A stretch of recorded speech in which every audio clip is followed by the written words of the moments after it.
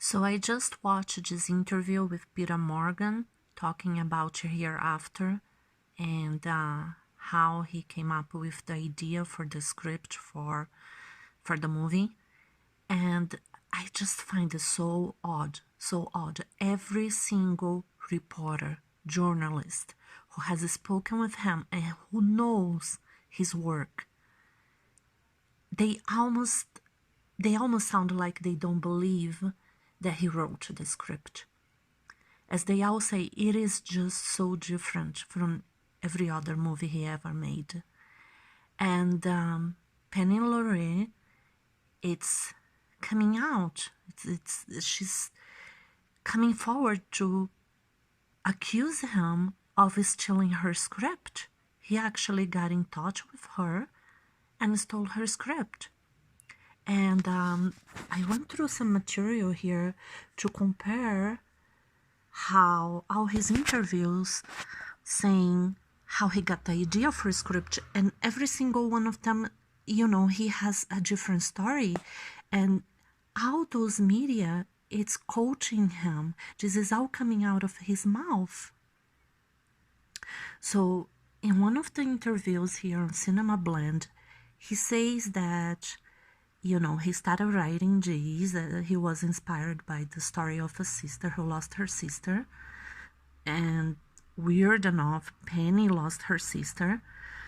And that's how she came up with the story, you know. And here he's saying that he started writing, he left in a drawer, and a couple of years later, a friend of mine died. Completely unexpected. Then he decides to get back to the script. So remember, he's saying a couple of years. Now, this is quoted. This is his direct quote. Then you go here to another media, another platform where he gave an interview, and he's saying that he just wrote it really quickly. Look, this is his direct quote. This is word per word coming out of the mouth of Peter Morgan. I wrote Hereafter quickly and without mapping it out. I mean, it just doesn't make sense. Then you go here to deadline, and then the story and time frame changes again. I mean, 2 years and 6 months is completely different. You can't get confused with such an emotional thing happening in your life, losing a dear friend. You're not going to forget or get confused between 2 years and 6 months. But look, this is what he says here, and again, that's his quote. I mean, that's not the journalist saying he said, this is his direct quote. And here he says that after his wife's friend passed away, a joint friend of theirs, 6 months later, after he started writing the script, not 2 years, but 6 months later, close friend of my wife and myself died in an accident.